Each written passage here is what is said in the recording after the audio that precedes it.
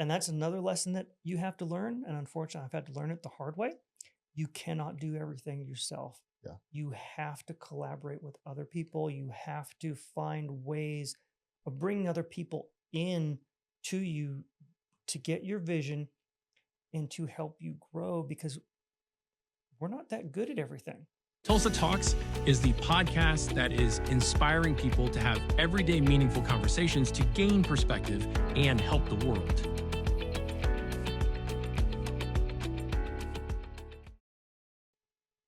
Today we have Justin Dine, fellow that I know from the Bong networking group. He cleans houses for a living. And he has a little bit of a handyman service to his company as well. He finds people that need his services and he services them the right way. He has a great background. I'm sure we'll get into that a little bit today. Mm-hmm. And then we'll talk about the stresses, the challenges of running a local small business. Justin, welcome to the podcast. It's awesome to be here, Craig. Thank you. Just my wife always tells me when we say the word bong, she always says to make sure that people know that it is the Business Owners Networking Group. Yes. Yes.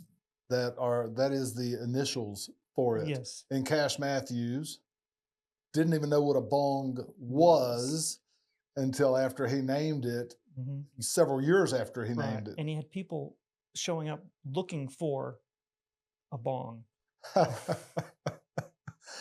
So, Justin, we are gathered together here today to talk about the challenges of running a local business.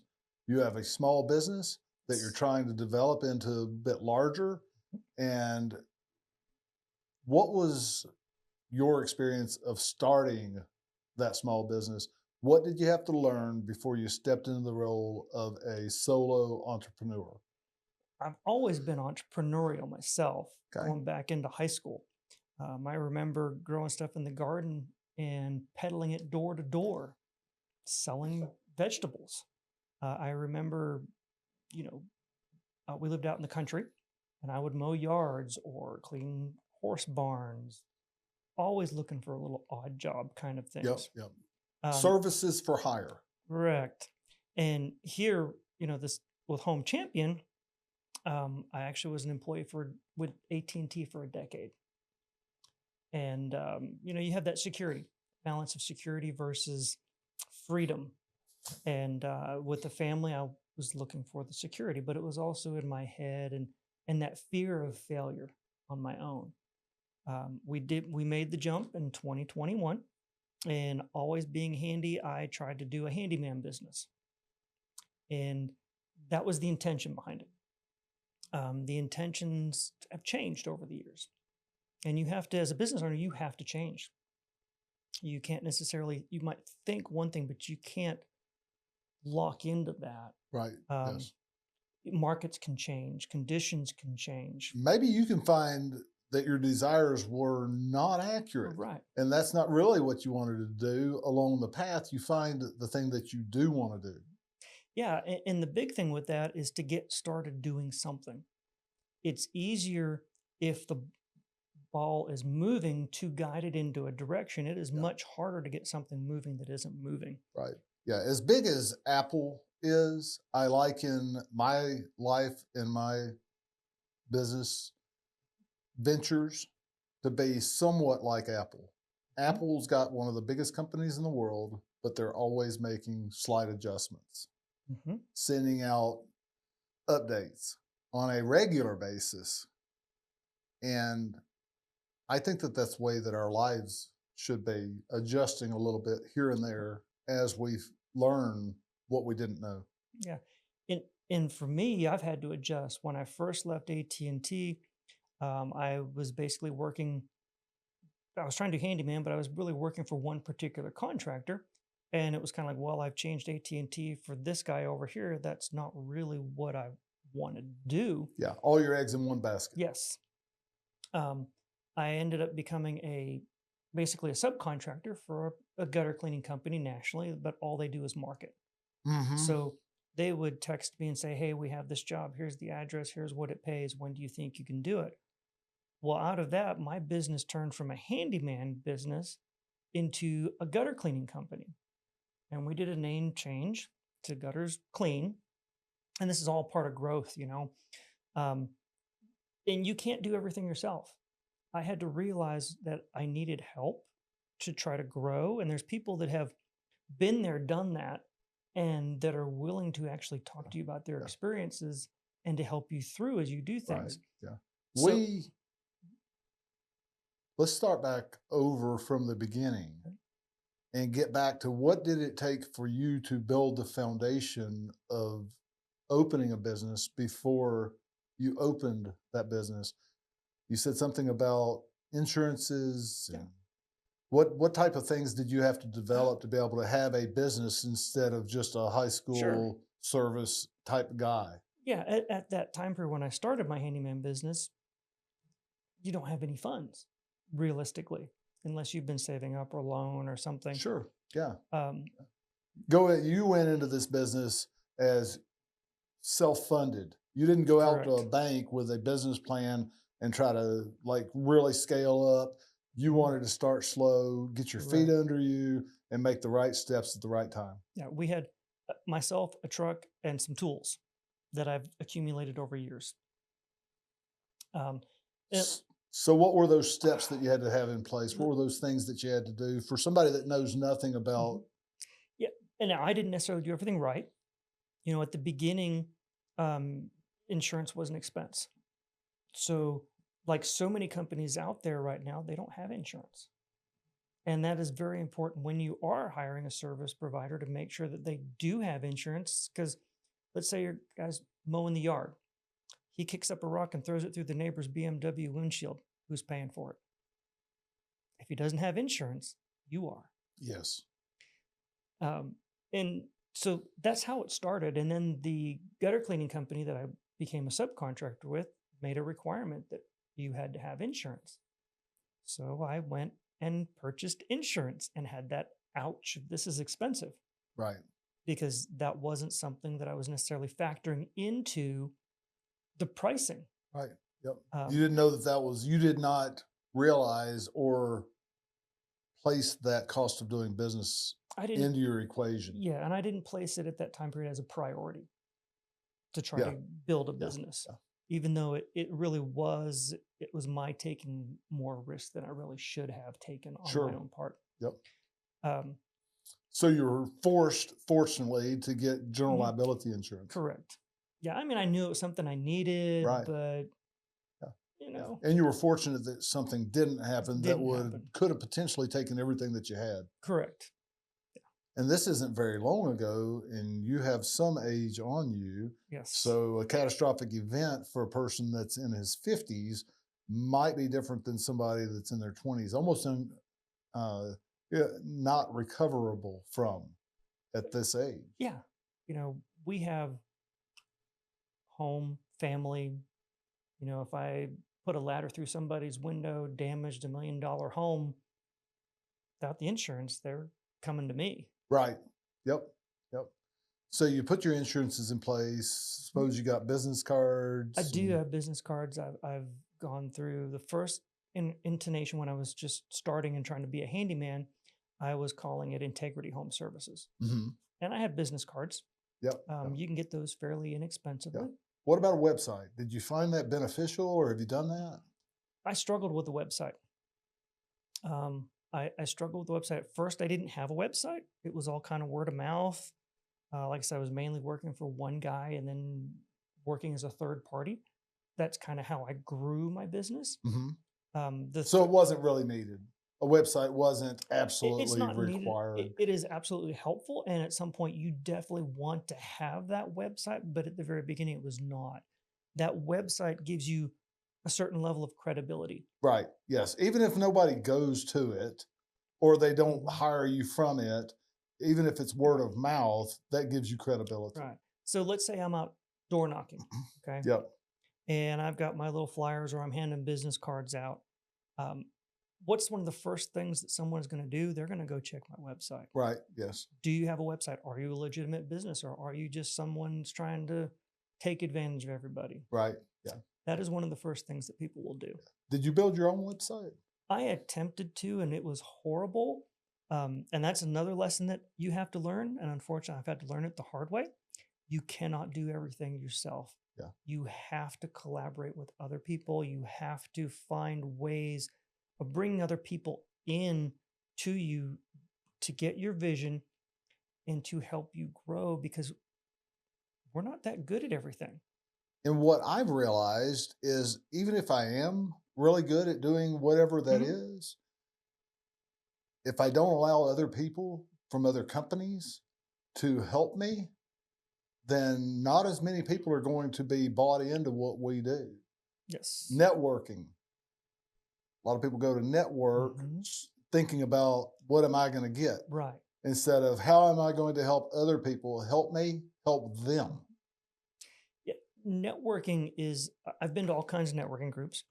Networking is a longer play. Yes, you can get business out of it pretty quick, but it's usually because you're building the relationships with the people that are there, and you don't necessarily know who's in that other person's network. Right. And they might refer you out and never do business with you. Right. You just don't know that, what your sphere of influence is. But you connect with other businesses. Yeah. Business owners or managers. Yes. Yes. Yeah. And like Gina did our website for us. Okay. Yeah. She did our website. I struggled. I created a website. I just got something out there, so I had a page. Right. It was not really a functioning page. I couldn't get the contact us information to do anything. It just wasn't working, but I had a page out there for Google. But Gina Maxwell at Gym Marketing. Yes, she did that for me, redid it. She's doing all the SEO. And I am actually seeing results from that, where we are moving up the Google Analytics and starting to get calls coming in that are coming through Google. And bring us up to speed of what you actually market your business doing now. Yeah, my business now, we've gone through a name change. That was all through coaching. Again, learning things that you don't necessarily think about, but somebody's been there before. So we did a name change from Gutters Dash Clean, because that was the website, to Home Champion. The reason being for that, it was in the name. We were trying to look at service stacking, because I was just doing gutter cleaning. And then when I would try to do other services for people, the name didn't make sense. Are you not doing very well? You're a gutter cleaning company. Why are you wanting to wash my windows? Are you that desperate? Mm-hmm. And if you were trying to be more of a premium company, it just doesn't mesh very well. So we changed to Home Champion. Okay. We did that name change because it's talking about the home, which that is our primary thing, is residential. We do commercial, and champion gives the impression of the best. I'm a champion. Right. At it. Yes. A level of excellence. Yes. Excellence. And I'm not tied into one thing. So it allows me to do the gutter cleaning, the pressure washing, the window cleaning. It's all tied in under that name. As things change, we don't know what services are going to be coming up in the future. Right. I could do leaf removal. I could do Christmas lights, anything to deal with that to help somebody get their time back. Right. And you're still exterior based. Exterior based, yep. Which can be multi-ticket, multi-stream revenue. Correct. To help people in a more full spectrum way. Yes. You said something about life or about business coaching, about coaching. Yes. Yeah. You found somebody to help you know what you didn't know? I found somebody to help me online, and it was great. He helped me at the beginning so much. He helped me to realize my value. I wasn't charging enough. Mm-hmm. In my own mindset, I wouldn't pay that much for doing what I'm doing. I do it myself. I don't see the value in that.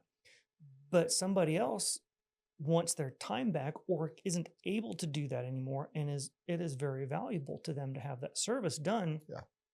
And as you grow your business out and you realize the expenses of, oh my gosh, there's insurance.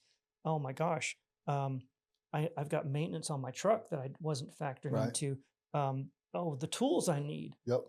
Because you can start like a gutter cleaning business with a garbage bag, pair of gloves, and a ladder. Yeah. But And then you have travel time, you have Yes. accounting department, you have so many different hats to wear, or you get to bring other people in to allow Correct. them to do what they do so you can stay focused on what you do best. Mhm.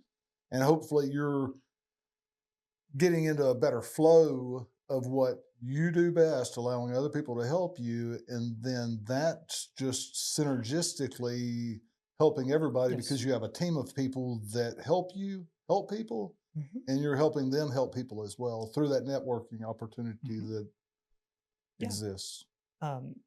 There's all kinds of things that I didn't realize because I had it existing, but these are things that wear out. You have to replace them. Right. For me to hire somebody else, insurance costs more. Right now, I don't have to have workman's comp on myself, but if I hire an employee, I have to have a workman's compensation on them. Right. If I have another crew going out there, well, I need another vehicle for them. I need more equipment for them. Those are all expenses that I was not accounting for. And I could have done some of that and hired somebody and then be like, man, why am I not making any money? Or we're killing it with the jobs, but I'm just busy to be busy. I'm not Right. making Yeah. anything. So you got better at job costing is what you're saying. Better at job costing. There's still, sometimes I need to. Better's not perfect. Not perfect. I say back to Apple, they make adjustments. Yeah. McDonald's is still making adjustments as many hamburgers as they've flipped. Yeah. And there's days as an entrepreneur, you can be feeling great. Hey, I'm making this, I got this. 5 minutes later, you can be at the bottom going, what in the world am I doing? Why would I even want to do this? Give me an example of how that could possibly be in somebody's life that's never been there because they've been employed by somebody else. So somebody that's not personally experienced the highs and lows of owning their own business. So, for example, you can go out and get a quote, say $1,000 quote, just to keep it easy. Hey, man, that's great. That's the largest bid I've ever gotten. I got the job. Awesome. 5 minutes later, you can get a notice from the IRS that there's a problem with your taxes from last year, your business taxes. And because I was trying to do everything myself, I don't have an accountant or bookkeeper. It's all on me.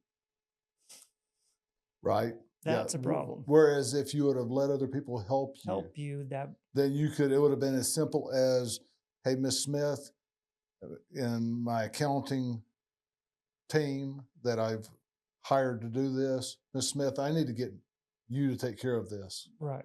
Or what's going on with this. As simple as a phone call to somebody that knows what they're doing. Yes. Yeah. Another example was, we're doing great. Got jobs booked, money's coming in, we're doing great with this, we're adding some services, getting some coaching, we're right on track. And I purchased a larger pressure washer, and I went to go do a job, not realizing how much heavier the new pressure washer was. So I went to get this out of the truck, got it up, I'm holding it, I'm in the street trying to get this to the job, and now it's like, okay, how do I put this down on the ground without hurting myself? I ended up pulling a hamstring, laying in the middle of the street, rethinking my life and why I was doing what I was doing at that particular moment. Oh, wow. So yes, I now have a crane in my truck so that I can get that in and out. Do you have expenses of doing business that you don't think about? Yeah. Yeah. You have one more for us? We also have another business too. Okay. With my wife, and there was a ton of them with that business that you don't think about because you think you're doing all this stuff. Well, we moved her business to a new location. Well, my being all handy and all that, I can do the build out. Not in a commercial building, I can't. Not for a public coming in, you can't. That's got to be a contractor. Got to have someone that can pull the permits. So now the cost goes way up. Sure. So her moving cost went from, oh yeah, we can do that fairly inexpensively, to now it's a lot more. So she also had another issue with that build out. The landlord had hired a plumber to cap off some of the plumbing that she wasn't going to be using, and one of the caps didn't hold, and it flooded our store space, 2 store spaces on the both sides. So they ripped out this remodel on the place. We had a lot of walls that were going to stay in place that she was going to reuse, and just had to frame in a couple of doorways and that kind of stuff. Now came into a full, there's no drywall. They've ripped out the insulation. They've messed with the electrical because they've had to get everything all dried out. So now it's all got to be rebuilt, and it took an extra 4 months for her to move in. So with these business issues and the Mhm. challenges of owning a small business, why? Why would anybody ever want to do this? Why would somebody want to do it? For freedom. Okay. Let me just give you an example of why I would want to do this. My granddaughter, a week ago, called me, wanted Papa to come over and color with her and read her a book. Well, because I'm my own boss and I have some flexibility in my schedule as to what I was doing, it was a day that I was doing some networking. Well, I can reschedule some of the stuff, and I'm going to be spending some time with my granddaughter in 15 minutes because she's asked Papa to come over and see her. You can't do that on a 9-to-5 job. I worked for AT&T for 10 years for the security of it. We tend to trade security for freedom. Right. Yeah. Freedom But of time. what's funny to me is, what is security? Because you're thinking that this Mhm. other larger company has your best interest at heart. They're going to keep you hired for a long time, pay you a reasonable salary in Mhm. exchange, probably lower than you could make working for yourself. Exactly. But what is reality? Are they obligated to keep you there? The reality is you are actually trading a more precious commodity for money. You are trading your time for money But not only that, in your life. who's to say that they're going to keep you there next week? They won't. If they find an easier way, better way to do it with less manpower, that's You're out the what door. they do. Yeah. Another way to look at it is, I'm self-employed. I have probably 500 clients in the area here. Wow. So if I lose a client, I still have income. Yes. If I have one employer, I lose that employer, I have no income, which means my security, that being able to pay my house payment, put food on the family's table, is completely gone. Yeah. And it happens time and time again. Yeah. Yeah. So people have a false sense of security by putting all of their eggs into the proverbial basket of working for the man, instead of having the flexibility that they can have and having multiple employers, Mhm. because their employers are the customers themselves.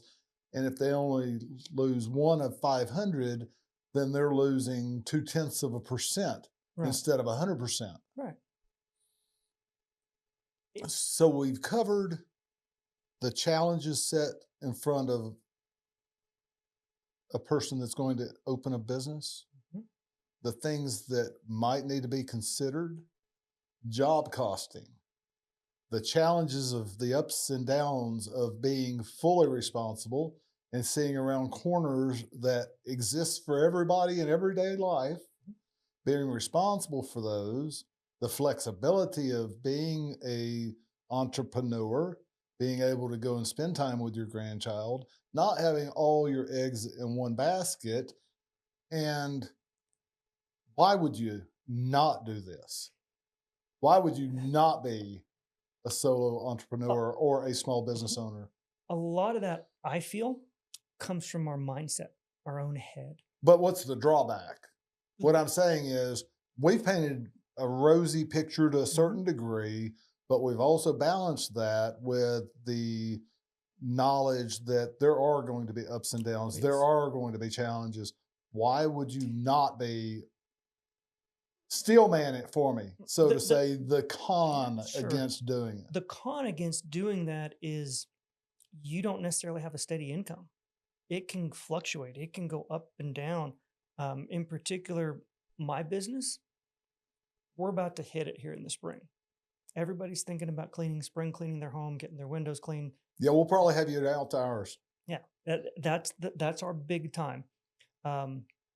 January, February, not so much. So money management, if you're not a good money manager, you might not need to be in business for yourself. You definitely have to manage your money, but there are ways that you can structure it where you do have that income coming Right. in. But you have to be structured. Yes. And if you're not, you might need to let somebody else Might need to, have yeah. that structure for you Yeah. and go punch time clock. Yeah, and there are things that people do, like I didn't go to a bank and get a loan or anything like that. You don't, for a time period, you can put one foot in each world. Punch the time clock where you do have that steady paycheck, Right. and grow your business on the side. Right. And see if you like it. See if you like it. Yeah, then you're not 100% committed. There is a benefit to burning the bridges, though. No returning to that one. No return. But we never burn bridges. You are a Rama graduate Right. that values people and knows the right thing to do. You did the right thing. I'm sure you did the right thing with AT&T when you left them. They requested me to leave. Oh. Yeah, Okay. it was. Let's tread carefully here. Yeah. They were putting a lot of pressure for me to leave. Okay. Downscaling? Political. Okay. Yes. This is a subject for another one. You guys probably want to watch one day when we get him to talking about his political stance, why he does what he does with that. Yeah, we need to tread carefully on that one. I got it. No problems. So back to you did the right thing you could, the best that you could in your life at that time, and you Yes. allowed the process to work. Yes.